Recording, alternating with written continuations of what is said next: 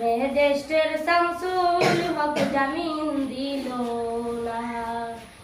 নিজের আইনে ঘর পুরিল, তানাই মিথ্যা কেস করিল, আমার এই আসামি দিল হাইরে আজব ঘটনা। ও তারা জমি বেচে টাকা দিল গো, পুলিশ আমায় ধরতে পারলো না।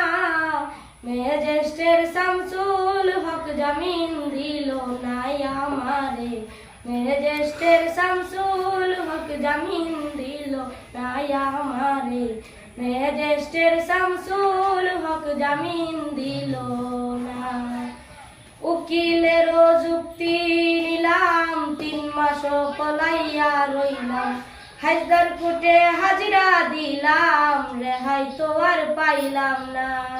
হাকিম 17 জন কালাশ পাইল গো, আমায় একলা দিল জেলখানা।